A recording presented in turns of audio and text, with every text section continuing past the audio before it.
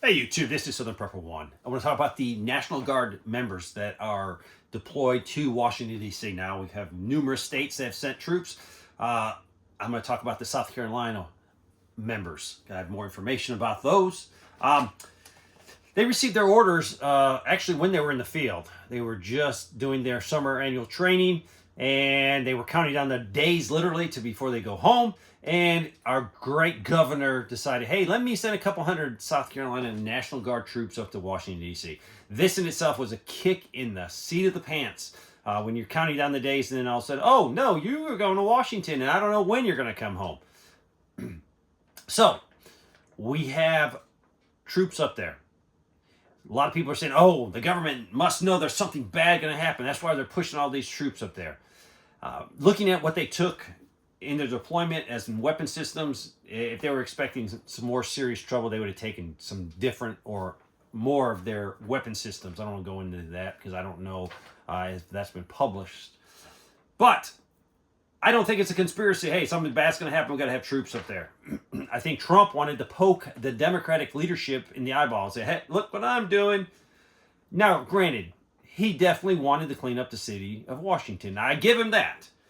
It probably could have been cleaned up using different methods, but crime has definitely dropped in Washington, D.C. And common sense, when you put more law enforcement and when you put more National Guard guys walking around, you're going to have less crime. I don't care where city you put it in. Some of the guys that were deployed were scratching their heads going, why are we here? It's not that bad. That has been said by numerous people up there. A lot of guys did not want to go. If you're in the National Guard, you have a life outside the National Guard. You got a family. You got an employer. It's just hurt a lot of employers. They've lost key workers out of their jobs. And most employers are happy to hire National Guard or reserve components. They think they're good workers. They go beyond the call of duty and they're answering the call for service for their country or for their state. But a lot of these guys are probably rethinking, saying, man, they just grabbed my guys. I need them for work. I need to make money. It's hard in a small business, and they're up there.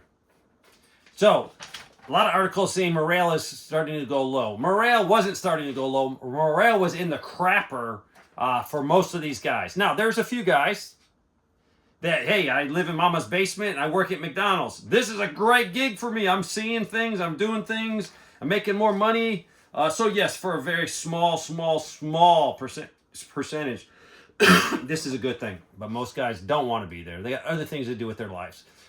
A lot of them are confused. They're even scratching their heads, saying, "Why are we here? It's not that bad." A lot of rumors coming out, and they're not rumors, of guys having to do manual labor in the sense of cleaning up trash, beautification, putting mulch down. They're doing that. I think this is the biggest insult to these National Guard guys. They're soldiers. They're not sanitation workers.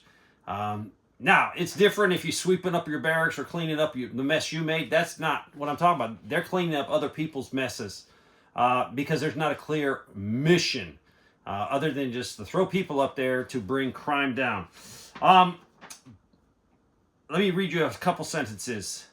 Some National Guard troops deployed to Washington, D.C. as part of Trump's administration's sweeping crime crackdown reportedly have low morale as they carry out mundane tasks, including picking up trash. That's a fact. President Donald Trump deployed more than 2,200 National Guard soldiers to Washington, D.C. since the crackdown in mid-August. Of these, 1,300 have been sent from Republican-led states. 1,300. Guard members who spoke to CNN told the outlet they'd been assigned to tasks like walking around town for 12 hours straight, picking up trash and laying mulch. Other troops question what they're doing in the city. This one unnamed source says, we haven't gotten critically low on morale, but we're falling fast. They're critically low on morale. It is unclear when the deployment will end. On Wednesday, reports said the D.C. National Guardmen, not the South Carolina, but the D.C. National Guardmen had their orders extended through December. They're also saying that this is probably going to cause a problem with recruitment. Definitely. Retention, yes.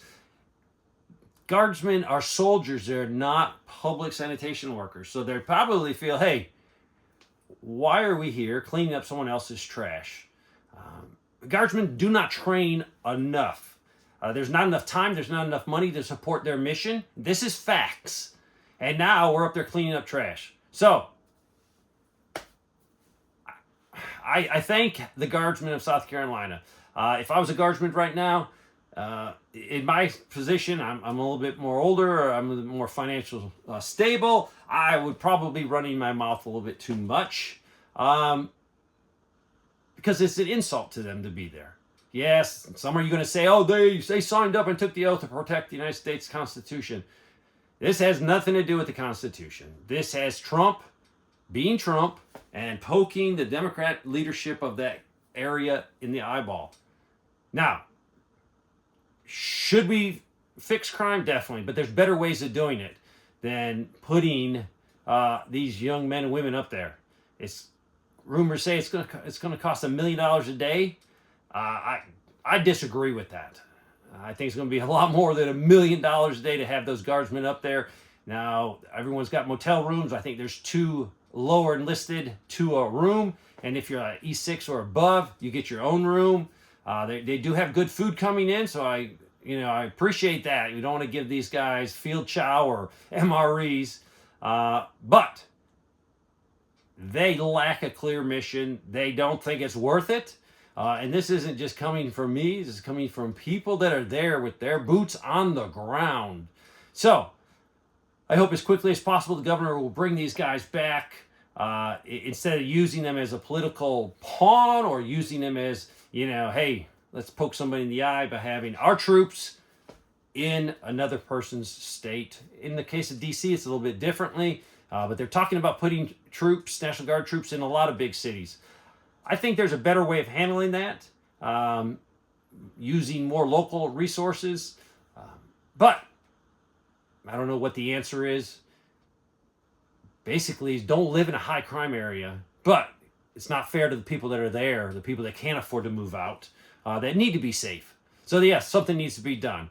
But when the article says morale is getting low, no, morale is already low. It's falling through the bottom, and you're going to have a hard time keeping some of these good soldiers, and you're going to have a hard time getting more soldiers to join up, or more people to join up. So I don't think there's any conspiracy involving, hey, something's going to happen. We got to get all these troops all over the United States. No, I just think it's Trump's way of doing things. Thanks for watching.